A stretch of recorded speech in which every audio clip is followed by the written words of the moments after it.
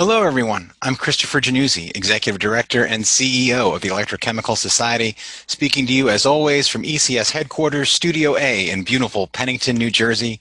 And it is my great privilege to welcome you to Day 4 of PRiME 2020 and our very special event, Legends of Battery Science, a celebration with Nobel laureates M. Stanley Whittingham and Akira Yoshino.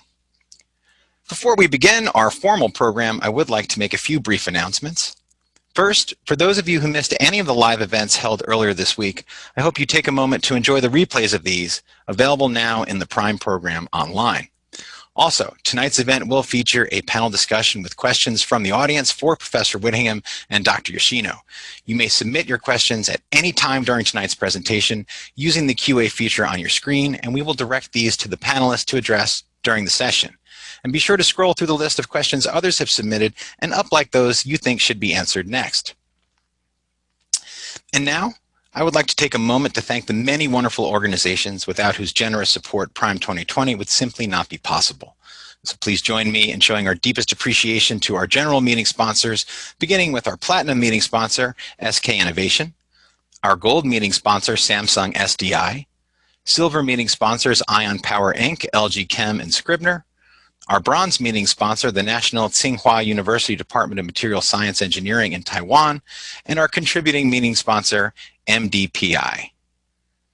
Our thanks goes out as well to the many sponsors who are supporting tonight's event and the Intercalation Chemistry for Electrochemical Energy Storage Technology Symposium in honor of M. Stanley Whittingham, shown on the screen now. Thanks again to all of our many sponsors. This is a very special event planning for which initially started well before the COVID-19 pandemic. And the exciting program we offer you now is completely reimagined from where we were over a year ago. But through it all, one person has led the charge to make this event a reality.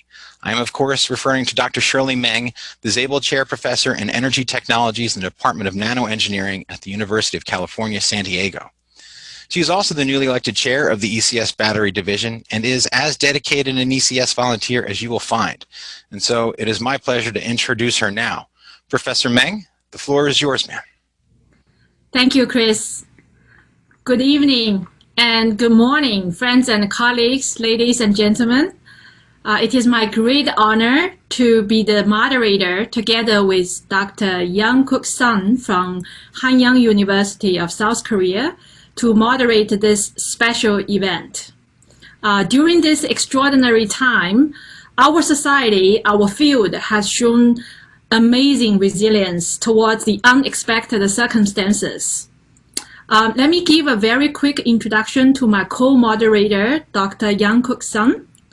Dr. Yang Kook-sun currently is a professor at Hanyang University in Seoul, South Korea. And he has previously worked at Samsung Advanced Institute of Technology and now is an active member of both Korean Electrochemical Society and the US Electrochemical Society. So it's my pleasure to co-moderate this event with Dr. Sun.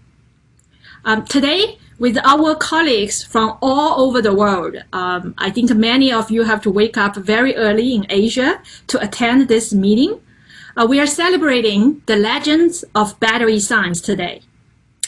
On the other hand, today is also a celebration for the special year where Professor Whittingham will hit one of another major milestones in life. Professor Whittingham will be turning 80 very soon. So let's see what his students and the postdocs have something special to say to Dr. Whittingham. Hello, Professor Whittingham, the glorious Nobel laureate. How are you doing? Thanks for Dr. Xiao, Dr. Meng, and other colleagues to put together this splendid event, which gives us such a precious opportunity to reunion and present our greetings. Professor Whittingham, today's event is held in honor of you, so I wish you a day filled with great happiness, love, and joy. Dear Stan, I would like to join you friends and colleagues and congratulate you with your birthday, but with traditional Ukrainian greetings. Многое літа. It literally translates as many years, but the meaning is broader. Wishing you many happy, healthy, and prosperous years. Thank you, and mnohaya lita, from me, Luba, and all the Valise family. Hi, Professor Whittingham. This is Chuan Fan. It has been a long time not seeing you, and hope you still remember me. I'm so proud of being one of your students. You are such a gentleman and so knowledgeable, and always patient to give us guidance. The 5 years in Binghamton University working with you will always be my precious memory, and I want to say thank you. Congratulations, Professor Whittingham, on your well-deserved Nobel Prize. For many years, I've woken up early on a Wednesday morning in October, hoping to see your name on the website, and so I was really thrilled last year to see that you'd finally been recognized. It was a great privilege to work in your lab, and I wish you all the best. Hello, Professor. Thank you for always guiding us and providing us with all the support that we need to become much better scientists. Happy birthday! Hi, Professor Whittingham. This is Wen Chao from China. How time flies. It's been 8 years since I graduated from Binghamton. I would like to take this opportunity to say thank you for having me in the group. I wish you all the best and happy birthday. Hi Stan, happy birthday. May you keep in good health and good spirit every day. I cannot wait to share good news with you that we're expecting a baby. So next time when I visit you, probably I will bring him or her with me. Hello, Dr. Whittingham. Ken Reese. I can't believe it's been over 30 years since you came to Binghamton and I and others assisted you in starting up your laboratory. It was a lot of fun. Happy birthday. Happy birthday, Professor Whittingham. Best wishes from your student, Professor Jun Liu at Virginia Tech. Hello, Professor. This is Yang greeting from Toronto. On this special day, I wish you happy birthday. Hi, Professor. Happy birthday from some of your current group members. Greetings from Philadelphia, Pennsylvania. Happy birthday and congratulations, Stan. I'm Fan Zhang, your former PhD student and working in Duracell company. Happy birthday. You have been my biggest inspiration over the years along this incredible journey in battery research. Happy birthday and all the best. Hi, Professor. This is Yi Chen. Happy 79th birthday and wish you all the best.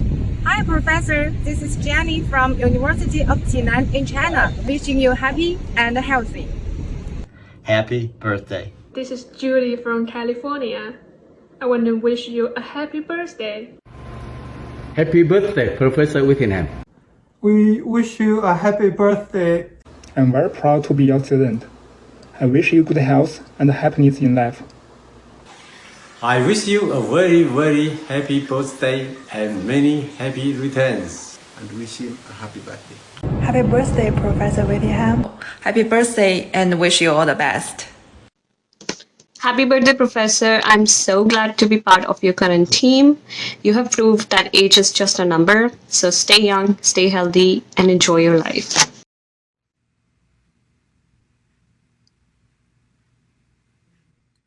That is very, very pleasant to see all these students giving their best wishes to Professor Whittingham. And on behalf of the battery division, we have over 1,500 members worldwide. We also wish Dr. Whittingham a very, very happy upcoming 80th birthday celebration. Right now, let me introduce my co-moderator, Dr. Yang Kook-san, to introduce the speakers of tonight.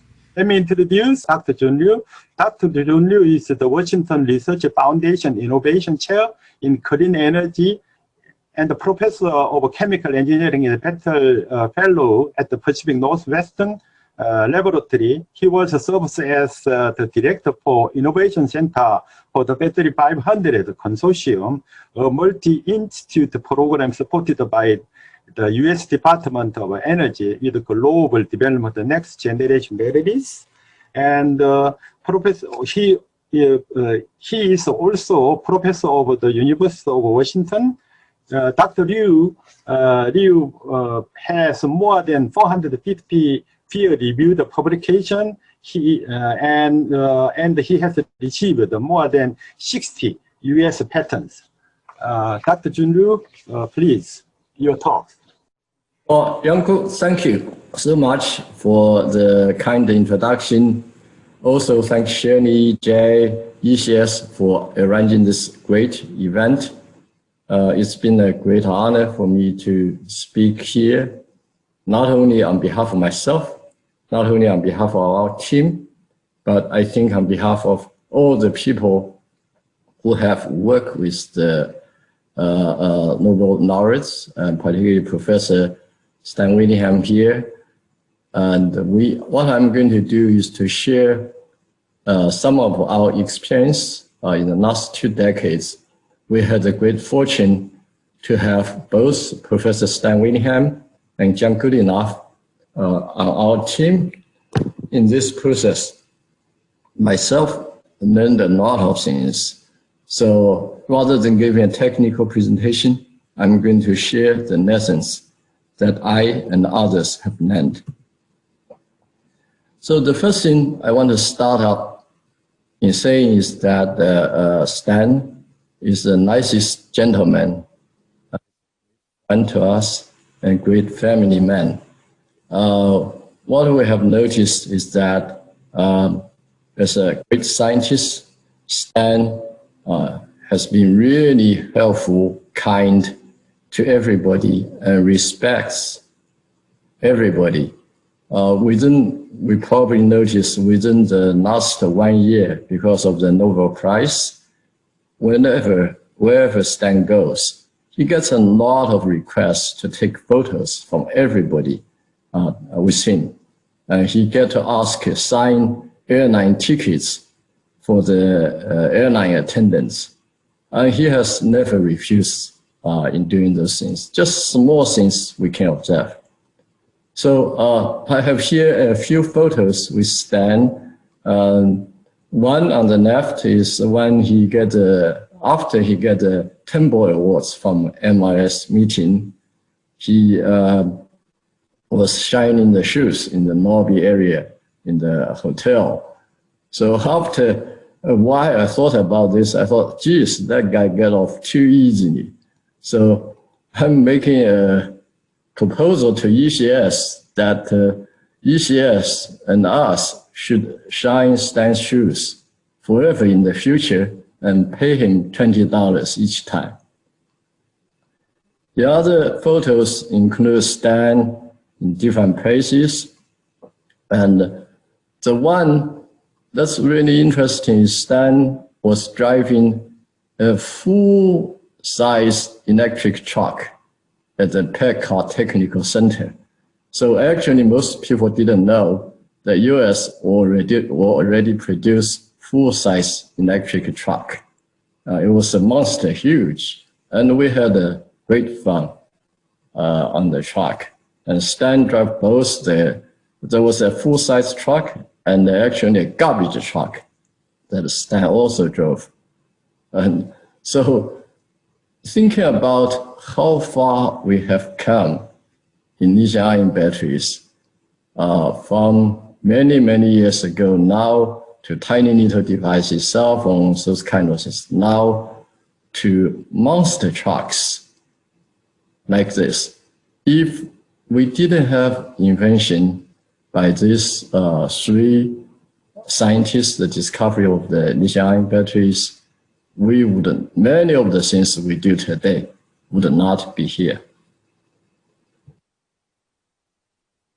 Another thing I would like to say about Stan is that he's really a beloved teacher and a very good role model for many of us. He himself served as a good example on how to do research, show integrity in science, focus on real scientific problems, not imaginary scientific problems, make sure the research is reliable, repeatable, and the results not inflated. So this is actually, I think, very important for the battery research field. It's very important for training our next generation scientists. If we look at the, I think because whatever the financial pressure and the competition funding. If we just look at the news today, we had many reports on how the results get inflated for the public media. And we learned from Stan and other pioneers, we should be faithful to our research and should not do that. Stan also shows great commitment and dedication to his work, to science, and also to his team. So I had a photo taken on October 21st, 2020. While I was teaching a battery class, actually, Young Kook was a co-instructor for the class at the time. He was a visiting professor at the University of Washington. We worked together. We invited Stan to give a lecture. He agreed to do that.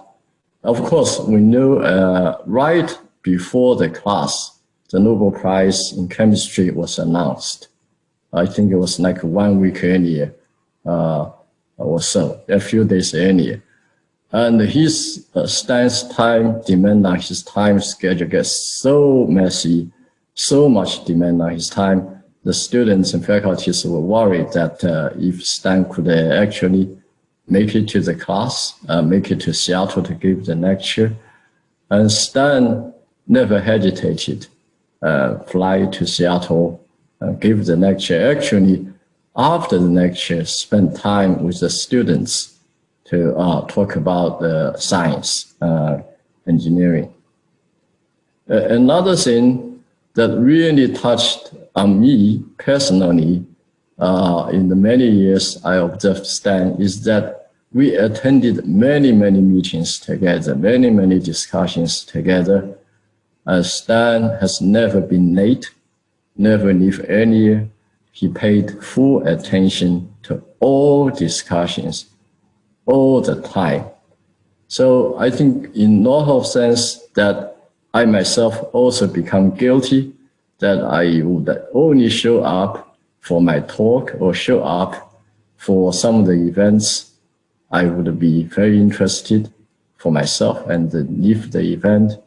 And Stan never did that. And that was a great lesson to me and great lesson to many of our young scientists. And we had one quarterly meeting in Seattle. We arranged, of course, what we call working lunch, which was okay, but not, it's essentially cold sandwich, those kind of things. And then some of our young people feel, the lunch was not good. So they left the meeting site, went to a much nicer restaurant, and then because of traffic, they get delayed for coming back to the meeting. And Stan stayed there all the time, even during the lunch, was discussing technical issues with students. So I told our people, I said, look, if we compare our commitment to science and some of our pioneers, we are not doing that great. So that was a great lesson for us. Another thing is whenever he traveled to meetings and events, he would take photos, make notes, and then he'd come back in our weekly meetings, bi-weekly meetings, or in-face meetings. He would actually show what he learned from the meetings with the notes and the photos. So he was very helpful to our team. Of course, I'm also particularly grateful to Stan that he trained some outstanding young scientists who now work with us. Like Shirley is working with us on our team, and Ji Xiao is one of our key scientists at PNL, leading many of the battery research programs at the PNL. And Stan has come to PNL many times, and this is a particular photo that he took with the young people when we had the Young Korean Fall with him. And Stan is a great mentor, is a great leader for the scientific community. here I'm showing some sort of the background information for consortium. When I first discussed with Stan on what would be the directions for this program didn't exist at the time. And we went through many different materials, many different directions. Finally, I think the key idea that I learned from Stan is that we need to address the real scientific challenges of battery systems, on the real cell level, so that we can push the boundary of the material's performance and increase the utilization of the theoretical capacity of advanced electrode material. Then we have a chance to further improve the performance for our next generation battery technologies. So based on that, you can see some of the notes. Again, I want to show the first discussion we had was actually through remote, like what we are doing today, because we need to turn things around very quickly.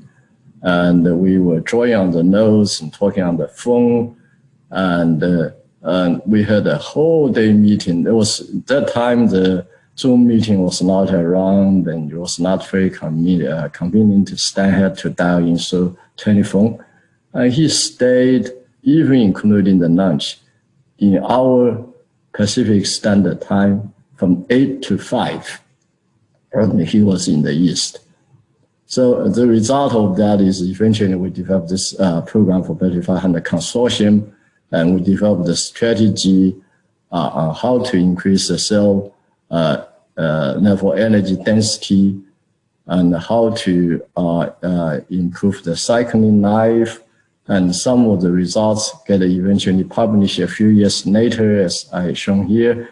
And then we also reported in the June meeting this year for the AMR event that we have made a lot of improvement. So the kind of improvement, is like more than order of magnitude improvement in cycling life for real pouch cells of a high energy cell. That demonstrates that the strategy we discussed at the very beginning with Stan and other colleagues were actually working.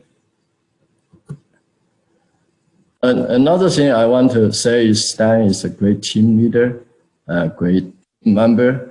If we go listen to his presentations in our quarterly meetings, in other events, also at technical meetings, a lot of times Stan did not just talk about his own great research. He really speak on behalf of the team. He really considered the scientific directions, scientific needs, and the progresses for the whole team. So again, I'm showing you one of the slides that Stan made at our Q3 meeting this year. That's the event that Stan and the others, Shirley and Jay and others, they look at what we're doing in the program and what kind of hard scientific problems we need to address in that next stage. We all know this kind of high energy batteries, we have safety issues, we have thermal management, many things. Even we can achieve a good performance, we need to worry about a lot of things. And what Stan and others was proposing for our team was to look at all these safety-related issues from the scientific viewpoint and to see what's the origin of this problem, how we look at the reactivity of the electrode material, electrolytes, and everything together in a comprehensive way so that we can really address this kind of hard problems in the future. So this kind of guidance, consideration, and help for the whole team is really what we appreciate so much for what Stan has done for us, for the team, and the great role model he has shown us, inspire us to be more dedicated to science, to really focus on the hard problems, focus on the science, and make real contributions. So with that, I really would like to say thank you, Stan. At the same time, I would like to say thanks to Professor Yoshino and Professor Goodenough, also for the great contribution they made to the battery community. And particularly John Goodenough is also a team member. He's not here today, but we also appreciate his contribution, help to our team. And last slide I want to say is happy birthday to Stan. And I just put out something here. That we know lithium metal under certain conditions is beneficial to mental health. We really badly need this right now because we cannot see each other. It's a very special year, great challenge. But I think maybe the thing to the end is the battery community is a great community, and Stan has demonstrated the role model, and we all work together, stay happy, and stay young for doing battery research. Thank you so much. Thank you, Jun. Thank you for this very inspiring talk. Now let's move to the next speaker. It's my great pleasure to introduce Dr. Maria Forsyth. Maria is now the professor in Deakin University, Australia. Maria is an Australia Laureate Fellow, and she is also the Fellow Australian Academy of Sciences and Director of the ARC Industrial Transformation Training Center for Future Energy Technologies. So it's our great pleasure to have Maria join us from Australia.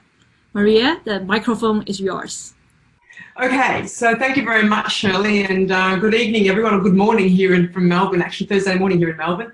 I'm absolutely delighted to be presenting at this symposium on behalf of my team and others around the world who have known Stan in particular for quite some time. And in this Legends in Battery Science, I want to actually talk about some of our research that we've been doing in future electrolyte systems, the future materials for maybe allowing lithium metal and sodium metal batteries, which is our goal. Speaking of legends, my first meeting of Stan, this is a very old photo of my first meeting of Stan, this person right here in the middle, in 1990, the Gordon Conference Solid-State Ionics. There were many, many legends in that meeting. Michel Armand, Peter Bruce. I was a very young 25-year-old, my very first ever conference in solid-state ionics, and that catapulted my future, I guess, in battery research, electrolyte research in particular. So the work we've been doing really since then has really been on non-conventional electrolytes, and the word safe is in there because conventional electrolytes we think of as being quite volatile and potentially flammable because of their use of organic solvents. So we've been working very much around polymer electrolytes, and more recently, over the last 10 years or so, almost 20 years now, ionic liquids and their solid-state cousins, plastic crystals, which I'll talk about today, mostly around the ionic liquids work, and also polymers and composites of polymers with ionic liquids or plastic crystals as well. In particular, in the last few years, we and others, including others at PNL and other areas, have worked on super concentrated or highly concentrated electrolyte systems where you have maybe up to 50 mol% or a really high salt concentration of salt in a solvent, and that might be an organic, an ionic liquid, or a polymer. And we've been focusing on ionic liquids in particular with my collaborators both in Australia and across in Spain. So these materials intrinsically are safe, they're not volatile. Why ionic liquid? What is an ionic liquid? For those maybe who don't know what an ionic liquid is, basically it's a room temperature molten salt, or by definition, a molten salt below 100 degrees. Now, the unique things about these molten salts is that they're made up of organic cations and large sort of diffusely charged anions like the quaternary ammonium or phosphonium cations, the BF4, diethylamide, or TFSI, FSI-based anion systems, which have become more popular of late. The advantages here are that they are thermally stable, electrochemically stable, and that tends to lend the safety that we desire, and also they tend to work well with metallic anodes. So the very first work that we did in this area was with Patrick Howlett as a PhD student, and my colleague, professor at Deakin. He showed back in the early 2000s that you can safely plate with high efficiency lithium metal from an ionic liquid, and we've gone on since that to look at other ionic liquids, and in particular the high salt concentrations that we published back in 2013, which showed even better performance, better rack capability, and so that's what we've been focusing on for the last few years. So I'm going to jump straight into a couple of examples. So this is very recent. A lot of this work we haven't published yet, actually, but I want to just sort of share some of the future-looking systems. So this is an example of one of my students who's finishing up at the moment, Irby Powell. She has been looking at how to make the ionic liquid systems, which are quite viscous, and that's one of the downfalls for lower temperature operation, how to make them a bit more fluid and maybe improve the performance at lower temperatures and maybe improve the rate performance. So we've taken the prolidinium FSI ionic liquid that a lot of our early work was based on, high salt concentration of 50 mole percent to 3.2 molar, and we began to look at adding different diluents, and her work has been looking at using this DME diluent, which has also been shown in itself to be a good electrolyte for high salt concentration systems. And she looked at the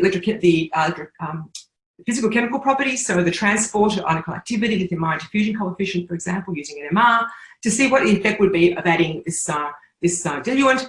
And we found that even 10% by weight or 20% by weight of DME in this very high salt concentration system leads to a quite dramatic enhancement of lithium-ion transport and higher overall conductivity.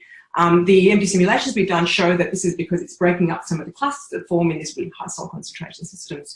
When we look at the lithium symmetric cycling of these systems, we find that the DME, in fact, is still very, very stable. We don't see any dendrite formation under these conditions of 1 milliamp per centimeter square for 1 hour of stripping and plating of lithium. And in fact, we get better performance when DME is added. Irby went to visit Shirley's group actually late last year, early this year, and in collaboration with her group, try to characterize what was happening in these systems. Could we see why we were getting good performance? And this is some cryo-FIB STEM that she did with the group in Shirley's group. And we can see that neat ionic liquid up here, the high concentration ionic liquid, and here is the 80-20 system, 20% DME. And we can see that the top surface of the lithium metal is certainly quite compact and dendrite-free. The cross-section, however, shows very clear differences between not having a DME, neat ionic liquid, and adding DME. You see a very nice deposit, very uniform, very compact deposit. And other work she did also showed that we had less lithium with DME, high efficiency, and I haven't got time to go into that, but the XPS showed differences in the SCI layer, which probably led to these differences in performance. She also put these into a number of different devices. And this is coin cell data. We've also put them into pouch cells. And she's found, again, highly stable lithium metal LFP, over 300 cycles here, very, very stable. These are actually commercial electrodes we bought from custom cells, so high loading electrodes, good rack capability. NMC622, similarly, up to 4.3 volts, again, high loading, very, very stable performance over 100 cycles plus, with quite very reasonable current rates, as we see here. And then at room temperature, when we do the same example at room temperature, we compare the ether-assisted electrolyte with the neat ionic liquid electrolyte, and we see that the ether actually improves the cycling performance of the full battery at 50 degrees Celsius relative to the neat ionic liquid, which works very well for 40-45 cycles, but then begins to drop off. So this is ongoing still, and when you pull the battery apart, we see that actually the lithium metal in particular has a very, very smooth dendrite print surface. So that was very exciting for her, and we're writing up that work at the moment together with Shirley. Moving right along to sodium now. So our group tends to look at very much around metallic anodes of all sorts. But with the sodium electrolytes, again, we stuck with the initial prolidinium FSI system, in part because it's quite easy to get in large quantities and pure from a number of suppliers, including Australia. But we wanted to compare this with phosphonium-based systems, which are hard to make, but they've shown much better performance in some applications, particularly in lithium metal and also against silicon. Recently showed that.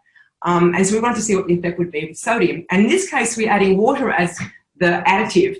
In part, that was to see if we would have a problem with water, but it turned out that we actually had a benefit with water. So this is just a conductivity data here, comparing the ammonium FSI with the phosphonium FSI at saturation levels, so close to 50 mole% of the sodium salt. And you can see the effect of water very quickly to show you. The near ionic liquid, when you add salt, really decreases the conductivity dramatically. You add water and it brings it back up again. This is only 1,000 ppm, so it's not a lot of water, relatively speaking. And similarly with phosphonium, you add salt, you decrease the conductivity, you add water, you increase the conductivity. So we're seeing a benefit on the transport properties, even with that very small amount of salt. Then again, Shami has looked at these both with the sodium symmetric cycling and also sodium salt, that she's demonstrated in a publication recently. With the sodium symmetric cycling, we're looking here at the comparison between phosphonium epicide with high salt concentration, saturation levels versus the prolydinium. Again, the black is the dry, no added water, or 20 ppm is the dry added water, and 1,000 ppm of water added to these systems. And we can see again long-term cycling. This is now 1 milliamp per centimetre squared, again for 1 milliamp hour per centimetre squared at 50 degrees in this case. We can see long-term cycling is stable. You add water to the prolydinium and you see a dramatic decrease in the overpotential. Much more stable performance, in fact, occurs when you add water to prolydinium. And phosphonium less so under these conditions. But if you look at the top surface SEM in these cases, you see a very smooth, compact sodium metal deposit, much more so with the phosphonium than with prolydinium. And the water also seems to improve that deposition. Now, these systems we know are different when you push them harder. So what Shami did was then look at what happens if you try to go to a higher rate of deposition and stripping with the sodium. And for the phosphonium system, with 4 milliamp hours per centimetre squared for half-hour charging and discharging or plating and stripping, very, very stable performance. Water is a bonus. Again, you can see a much lower overpotential, very, very stable. However, the prolydinium fails. So this is an example of all we've done is change the organic cation in the ionic liquid. Otherwise, it's exactly the same system. And so this is very interesting, and we want to understand this. But given the time, I'm only going to go through my last slide here really is to tell you what we're trying to do to understand this behaviour. What we know is that the transport of ions within the bulk is, of course, important. High transport number is what you're achieving. T of Li plus or Na plus of 1 is ultimately what you want. In the ionic liquids for high salt concentration, you get around 0.5 or so, and the DME seems to either slightly enhance or retain it. But what's really important is what you get at that interface. And so by controlling we think the organic cation changes what's at the interface, and by controlling the concentration, the composition, and the additives, we can change what's at the interface and therefore control the SCI layer, and that is what ends up giving us the difference in performance that we're seeing. So we're now working on trying to design other systems based on some of our understanding from our modelling and characterisation work. And I want to just thank my collaborators, the group, and funding sources, and thank you again for inviting me to be part of this particular conference. Thank you very much. Thank you, Maria. We really look forward to more breakthroughs in electrolytes, and what a wonderful way to celebrate the legends of battery science. Thank you very much. So next, it's my great pleasure and honor to introduce Dr. Akira Yoshino. Dr. Akira Yoshino is a professor at Meiji University in Nagoya, Japan. He's also a fellow of Asahi Kasei Corporation of Japan. Dr. Yoshino is recognized as the person who created the first safe, mass production ready lithium-ion batteries. Therefore, he received the Nobel Prize in Chemistry last year together with Dr. Whittingham and Dr. Goodenough.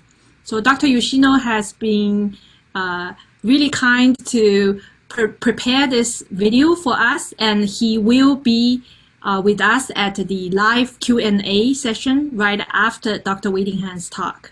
So let's hear Dr. Yoshino's keynote address now. Thank you very much. It was truly a great honor for me to receive the 2019 Nobel Prize in Chemistry last year. I believe everyone involved in lithium-ion battery research is inspired. Today, I would like to talk about my journey to the Nobel Prize, starting with my background. First, I would like to introduce my background. I was born in 1948 in Suita City, Osaka Prefecture, Japan. I enjoyed playing outdoors. When I was around 9 years old, my teacher recommended a book by Michael Faraday called The Chemical History of Candle. I became fascinated with chemistry. Of course, I read the Japanese version as a child. I chose chemistry and entered Kyoto University and studied quantum organic chemistry. In my university research, I made a new discovery of the photochemical reaction of charge transfer complexes. After completing a master's course at Kyoto University, I joined Asahi Kasei Corporation in 1972. I was in charge of basic research. I married my wife Kumiko in 1974. I started basic research on new rechargeable batteries in 1981. In fact, this was my fourth research project. My first 3 projects were unsuccessful. The lithium-ion battery has an interesting history. Its name is a little long, so I will call it LIB instead. This slide shows the definition of LIB and the contributions of the 3 Nobel laureates in chemistry. Professor Whittingham was the first in the world to propose the application of the phenomenon of intercalation to batteries. Professor Goodenough proposed the world's first lithium-ion containing metal oxide cathode material. I invented the basic composition of the current LIB in combination the carbon material as anode and the cathode material discovered by Professor Goodenough. I would like to talk about the fact that LIB technology is supported by the 3 Nobel Prize in chemistry. In 1981, Professor Fukui and others received Nobel Prize in chemistry for their achievement in proposing a new theory called frontier orbital theory. It has become possible to theoretically predict reactions and physical properties without experiments. In 2000, Professor Shirakawa and others received the Nobel Prize in chemistry for their achievement in discovering polyacetylene, an electrically conductive polymer. Frontier orbital theory predicted that this new material, polyacetylene, would have electrical conductivity and metallic luster as appearance. Professor Shirakawa's discovery of polyacetylene proved that, in fact, my first research was this polyacetylene research. It was this polyacetylene research that created the technology of LIB. This is polyacetylene. First, I became able to synthesize polyacetylene in my laboratory. Next, I had to think about what kind of product this polyacetylene would be applied to. Polyacetylene has many functions. One of its functions was an electrochemical function. It is a function similar to intercalation. This means that it can be used as a battery material. At the time, many battery researchers were trying to make a new rechargeable battery that would be small and lightweight. But it was difficult to commercialize. It was the anode material that made it difficult to commercialize. A new anode material was needed. I decided to try using polyacetylene as an anode material. I did some experiment and found it could store a lot of electricity, and its performance was stable even after many cycles.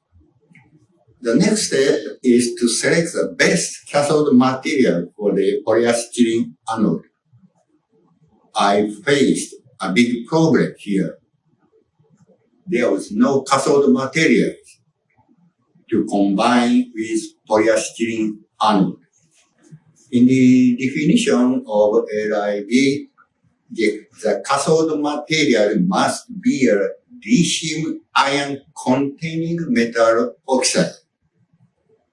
At that time, Professor Goodenough discovered the first lithium-ion containing metal oxide cathode material. In 1983, I invented a new type of secondary battery with this combination. Before the current LIB, the anode was polyacetylene, and the cathode was lithium cobalt oxide. After that, I changed the anode from polyacetylene to carbon material to improve battery performance. This is the basic configuration of the current LIB. This invention was in 1985. There are two reasons that the LIB was chosen for 2019 Nobel Prize in Chemistry. One, the LIB makes the mobile IT society possible. Two, the LIB is expected to contribute to sustainable society. This graph shows the LIB patent application in Japan, together with the LIB development history. Research on LIB started in 1981, and the invention of basic configuration of LIB was in 1985. It took more 5 years to commercialize. It was in 1992 that LIB was released to the world after much hard work. At first, sales were flat. Then it suddenly started selling in 1995.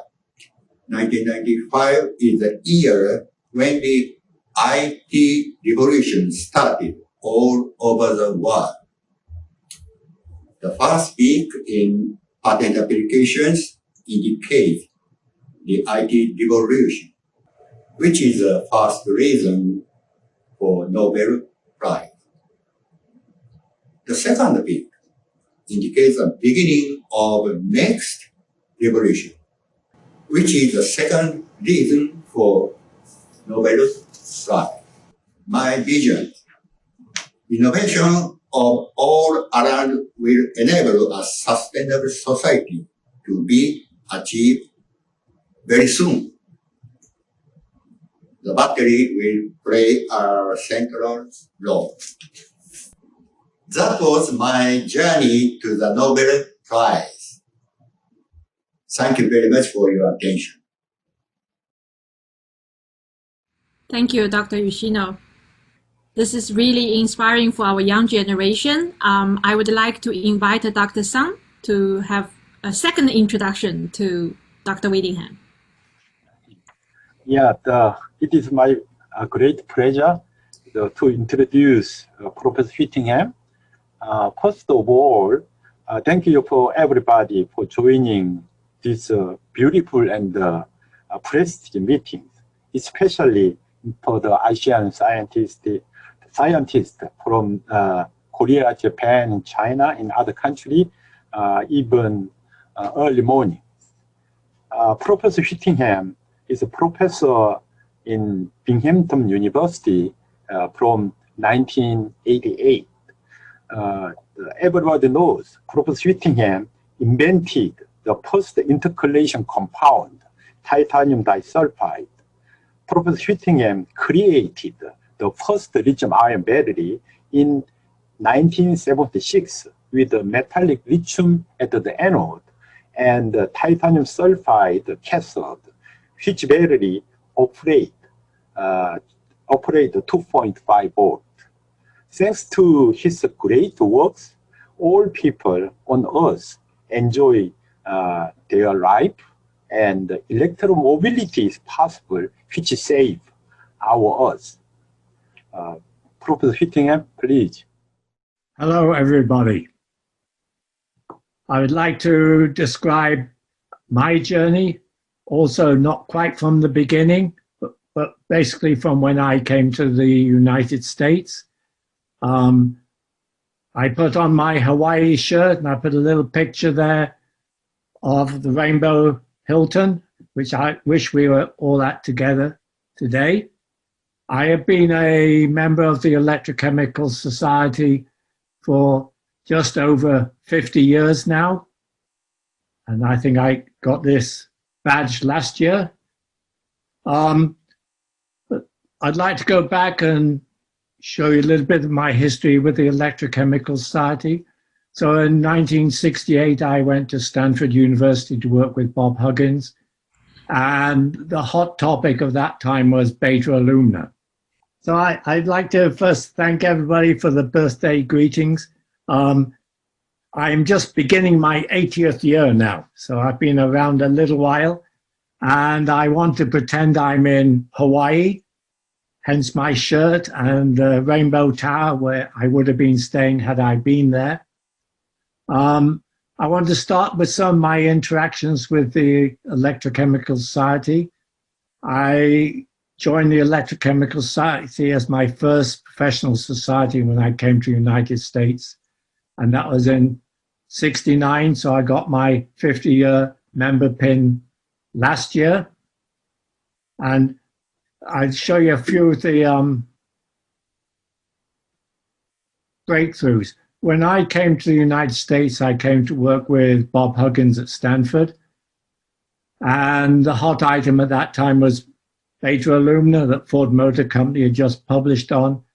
And the challenge was really to measure the properties of that material. And we successfully did that. And I got the Young Author Award from ECS in 1971. And those times were slightly different. The meeting was at the Shamrock Hilton Hotel in Houston in Texas. We got the awards at a black tie dinner. And Norman Hackerman was ECS president of that time. And he had carried quite a lot of clout in Texas. So he had the Texas Rangers ride in on their horses for the outside reception. A unique experience and one I don't think we've ever seen since. When I moved to Exxon, the key paper I published there when we were allowed to start publishing about battery work, Exxon kept it very quiet for 4 or 5 years. They were working on batteries. So we, in fact, made the inventions in late '72. But in '76, we published the critical role of ternary phases in cathode reactions, namely intercalation reactions.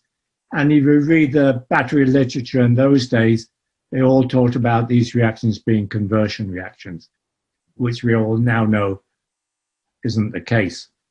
And this was a key paper, and other key publications at that time were a US patent that we got for titanium disulfide, and the paper we published in Science shortly after the Electrochemical Society paper, which described the actual TiS2 and its use in batteries. So the key folks I should thank for this is really Exxon. They had the foresight to be willing to invest in batteries. They were also in fuel cells, solar cells, whole lot of other things. They wanted to become an energy company. And I still dream today of what would have happened had they kept on that track and not reverted back to being an oil company. But you can see we used single crystals in those days for the batteries. We had some displays. This one shows one that's 40 years old, has a titanium disulfide battery in it, a clock, and a little solar cell. This one is still working today. It sits in my window now at home. And beneath that is a battery that we displayed in the Chicago EV show in 1977. And this battery was about 6 inches by 4 inches by about an inch thick. So by far the largest lithium-ion battery at that time.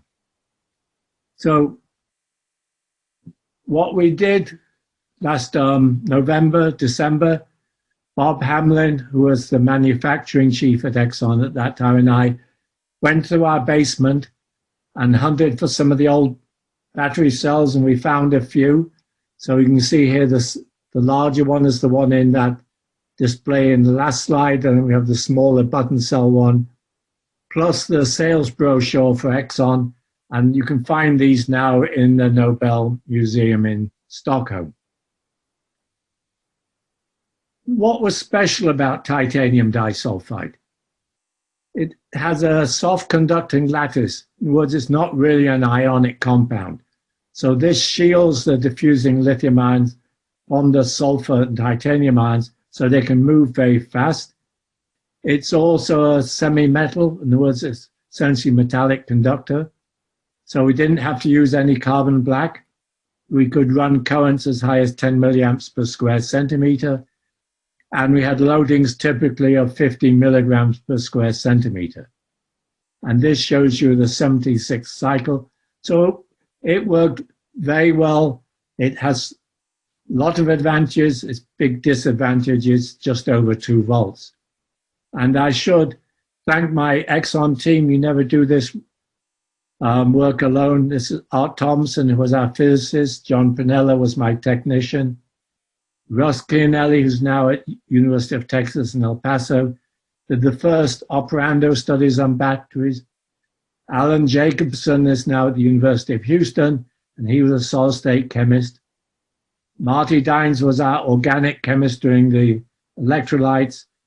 Bernie Silbernager was working on NMR, and Fred Gamble was the initial leader. And Al Schriesheim was the director of the lab, and he eventually moved on to become director of Argonne National Lab. I should say titanium disulfide is an almost ideal model cathode. It's still very active today. It, I think, holds the record for magnesium intercalation. This is the work of Linda Nazar. It reversibly intercalates calcium, and it's used as an active support for sulfur and lithium sulfur cells. It and vanadium disulfide are both very effective. I might mention that you all know of Jeff Dahn. Well, his PhD thesis was on studying titanium disulfide. I don't need to go through this slide. I don't think it's fairly self-explanatory, but it shows how the materials changed over time. From 1972, we started out with the lithium anode. When Exxon went commercial, they in fact had switched to lithium aluminum. This would work for 5 or 10 cycles. Then Akira Yoshino made the real breakthrough on the anode side, showing that graphitic carbons worked well, and they were also an intercalation reaction. Nowadays, people are now trying to increase the energy density by switching to tin or silicon, and as we're trying in the battery 500, going all the way to lithium. If you look at the cathode side, I worked on titanium disulfide, and I should say I was in the US. John Goodenough, who was in England at that time at Oxford, was working on lithium cobalt oxide. He was interested in their magnetic behavior. He read my paper and said, this is the same structure, we'll look at it. And I think everyone knows what happened after that. Then we've gone into the various NMCs, NCAs, and then John came up with lithium iron phosphate. And some of us are relooking at the manganese analog. And today, our group is looking at the feasibility of putting 2 lithiums into a crystalline lattice. And we've shown it's possible without wrecking the lattice. So one of the highlights in Stockholm was 2 of the physics Nobel laureates and I had the chance of talking directly to 2 of the astronauts on the International Space Station. The young lady is an American of Swedish parents, and the fellow is an Italian, and they had just finished the first phase of replacing all the nickel metal hydride batteries on the space station with lithium-ion batteries. And they completed the installation, I think, this January. The big plus, they said, was the batteries weighed half as much, took up half the space, and would last twice as long. So let me just show you some interactions, some past ones. On the left-hand side, John and I organized a large energy symposium for the American Chemical Society in New York City in 1976, and this book came out of it.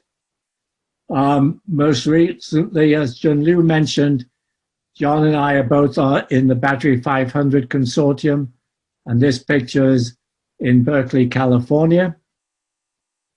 In the center, you see the 3 of us on stage after we gave our Nobel lectures at the university. And beneath that, Akira and I are one of the many press conferences we attended during that session. On the right are 2 activities after the meeting, and fame has some advantages, I guess. If you look at the addresses of the package, I think came to me from Japan. It has my name on it. It says I'm a Nobel laureate at Binghamton University. And then it says United States, no town, no zip code. It arrived with no problems at all. And beneath that, I just came across today, Sierra Leone has some stamps also celebrating the Nobel Prize. As many of you know, I was in Ulm, Germany at the battery meeting when the Nobel Prize was announced, which was very convenient because it was at civilized hour, I think 11:30 at the morning. And it was Margaret on the right-hand side here who was the one who said, Stan, come over here, you've got an important phone call coming in.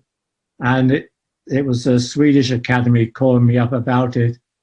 And they said, stay quiet, don't say anything for half an hour. And I went back into the meeting, and this is right after the lunch break. They arranged a celebration for the meeting. Let me finish on a couple of messages. 3 messages I gave in the Nobel banquet speech on behalf of Akira, John, and myself.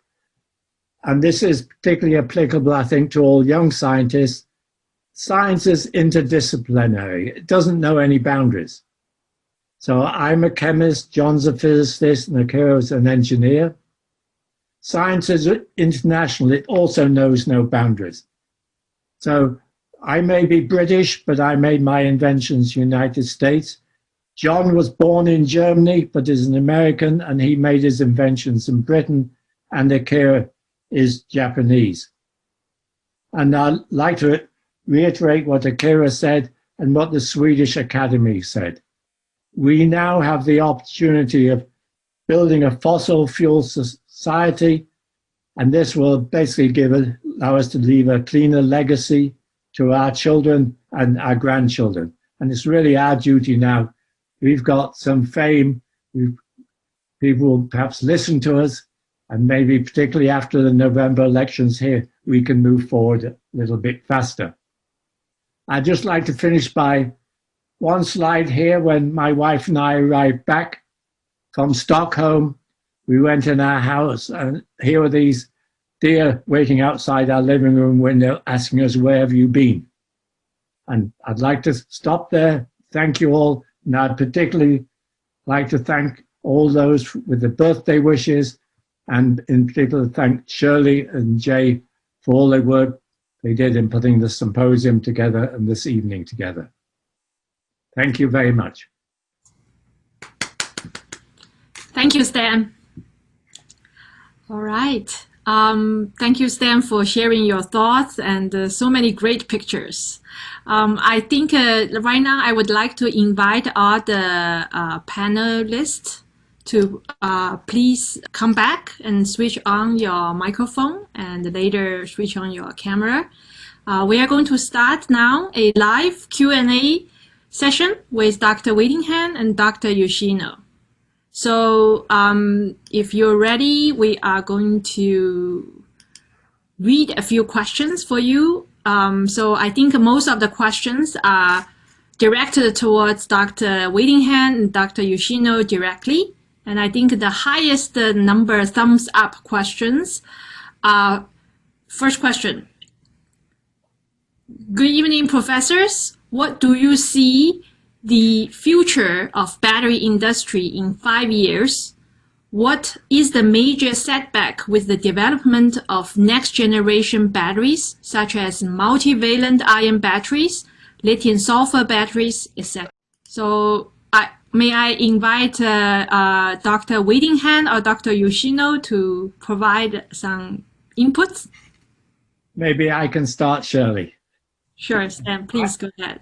I just see lithium-ion batteries, they're going to dominate for the next 5+ years, partly because their cost is going down so fast.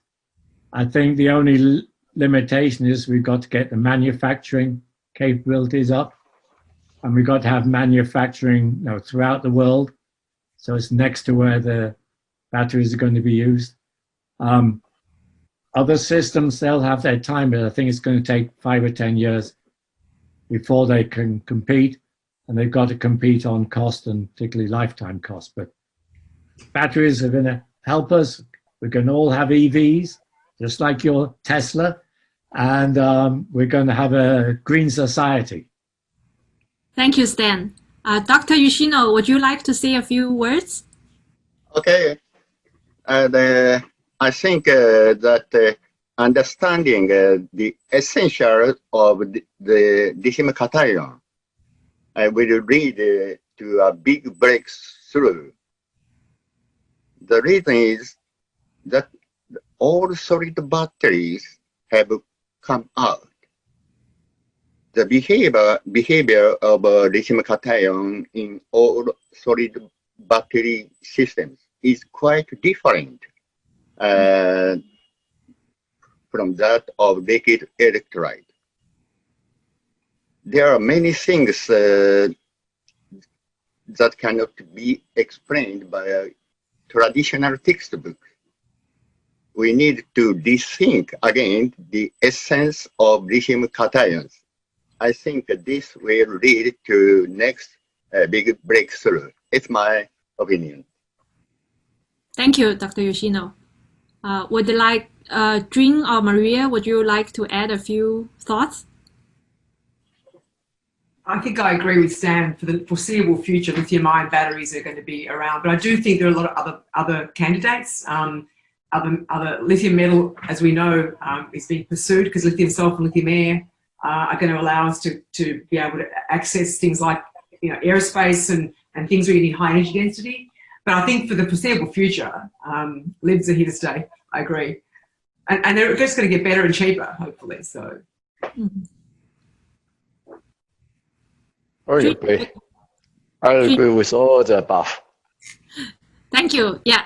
So let's quickly move to the next question. And next question is particularly addressed to the two Nobel laureates. There are many graduate students, postdocs, and assistant professors in the audience. So they would like to know what advice or suggestions that Stan, Dr. Whittingham and Dr. Yoshino can give to the young generation of scientists who are just coming into this field. I'll let Akira answer that first. Dr. Yoshino, please. Okay. And I want to say about to believe the final goal. Believing final goal is very important for researchers. Mm-hmm. Also, in case of lithium-ion battery technology, I believe the final goals. So I could commercialize lithium-ion batteries. So believing final goal is very important, I think. Thank you, Dr. Yoshino. So let me just add, I think young folks should do something that they're excited about. Don't jump on somebody else's bandwagon. Try to make your own.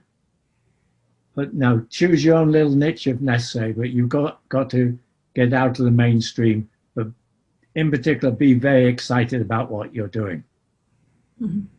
Thank you. Yeah, I think from both of your talks, I realized that, you really displayed to our generation, age is just a number. In your heart, feels like you're still in your 20s and still searching for the next exciting ideas scientifically. So I think that's really, really important message for our young scientists and young researchers in the field. Dr. Sang, would you like to say a few words?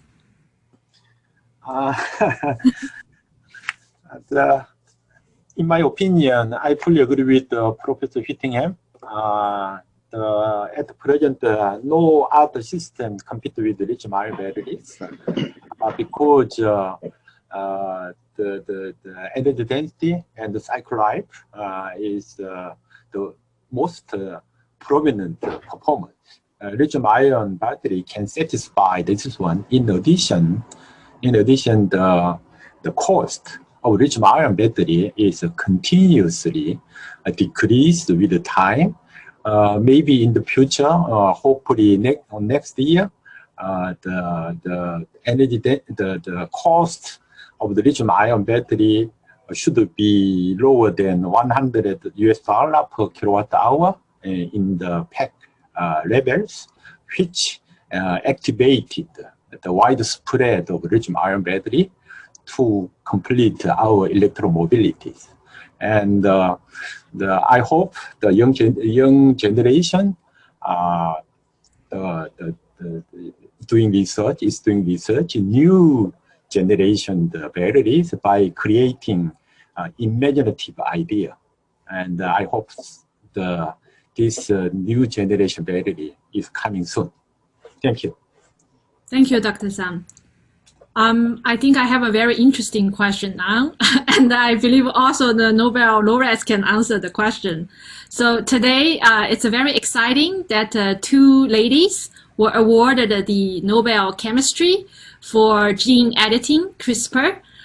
So one of our audience would like to ask, what advice would you give to these two ladies, when all the attention and fame come? Do you have anything to say to the two chemists who just received the Nobel Prize today?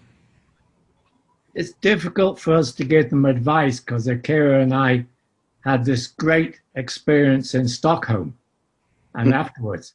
I'm not sure there will be a Stockholm experience this year. So their life will be, I think, very different than ours, but our experience was something we're never going to forget, I think. Good point. When we got on the plane in New York to when we got back home and everything was happening, and I'm not sure how they're going to do anything this year. It's going to be very, very difficult. Yeah, I agree. Yeah, Dr. Yoshino, do you want to say a few things to the new Nobel laureates?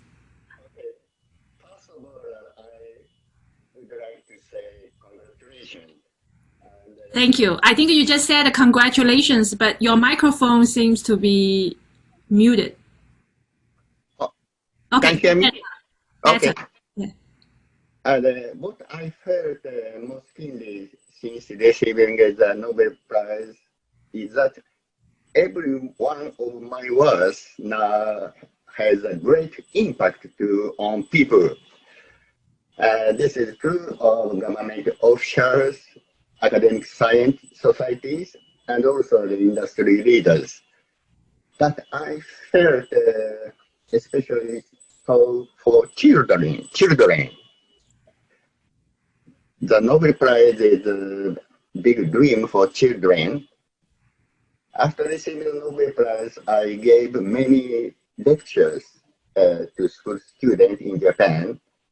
I was glad that students listened to my words with their eyes shining.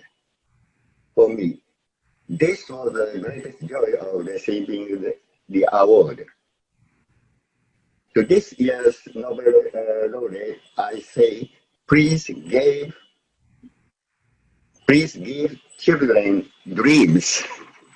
It's my opinion. Good suggestion. We definitely hear you. Yeah, please give children dreams. And I think that Dr. Whittingham gave a speech last week in UC San Diego, and he quoted the famous saying by Einstein that knowledge is limited, imagination is limitless. Yeah, I think that's a really, really good way to encourage young scientists to think about the future of energy. Thank you both. Okay, so I think we have a couple minutes for one more question, and we will go back to the technical side of the question. Since the symposium is for intercalation chemistry, so there are quite a few people in the audience wondering if it is still good to enter the field and study intercalation chemistry. Could you share some of your thoughts? Maybe Stan can go first. The answer is obviously yes. So I think a lot of my students have gone into the field. Some have gone into startup companies to make products. But no, we today only get, 25% at most of the theoretical energy density in the real battery. So there's huge limitations. We can make better materials. We can use all the lithium. And as we're showing now, we can put 2 lithiums in if we've got something like vanadium or nickel that has enough redox states. So there's still huge opportunities in moving forward. And to my knowledge, intercalation mechanism is the only one that's shown it can do thousands of cycles without falling apart. Mm-hmm. Yeah, thank you, Stan. Dr. Yoshino?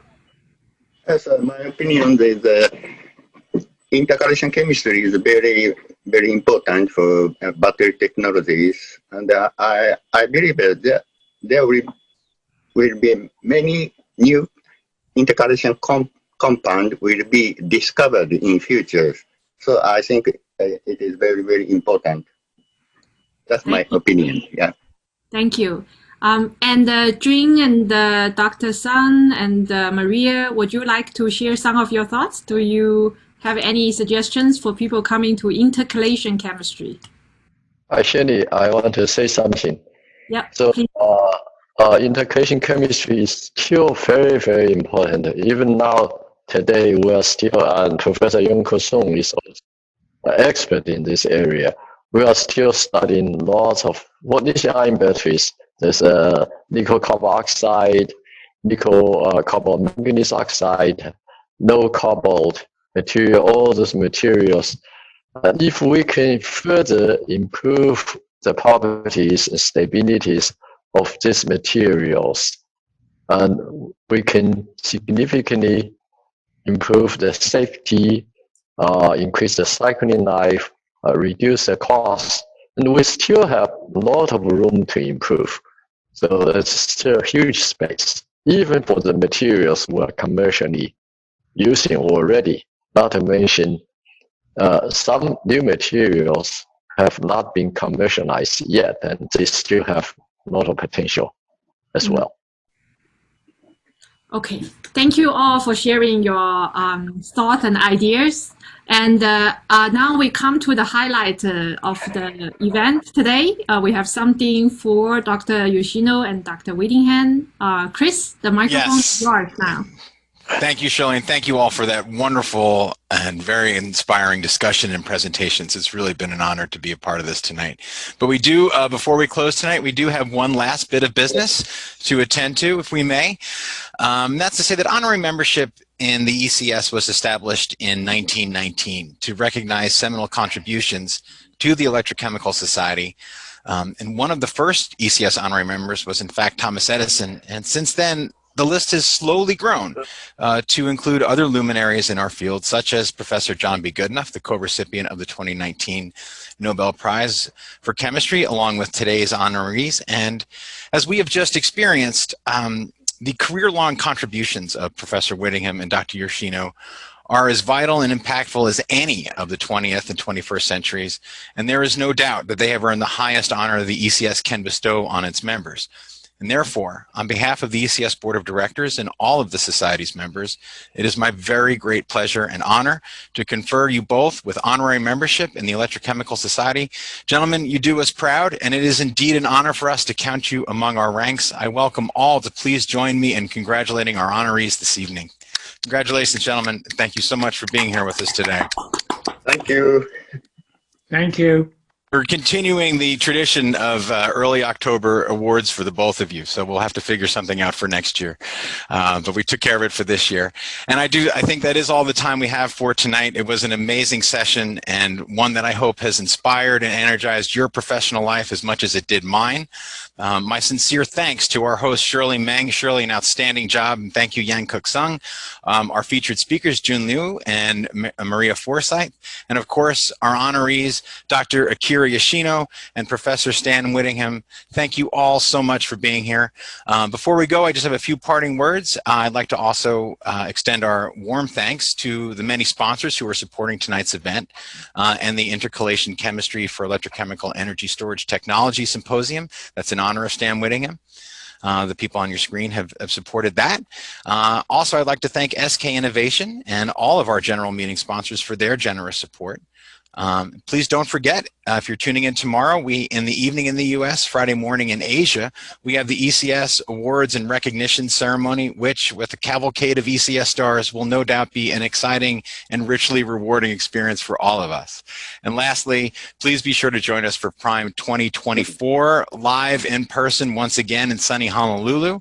And from all of us at ECS Studios, here's wishing you good day, good night, and we'll be seeing you right back here tomorrow for more of PRiME 2020. Good night, everybody. Thanks a lot. Bye-bye. Bye-bye. Bye. Bye. Bye, Shirley. Thanks again. Great job. Thank you, everyone, particularly Dr. Yoshino and Dr. Whittingham. Thank you so much for joining us. Thank you, Maria and Jun and Young Cook. It's a great teamwork. Thank you so much. Bye-bye. Bye-bye.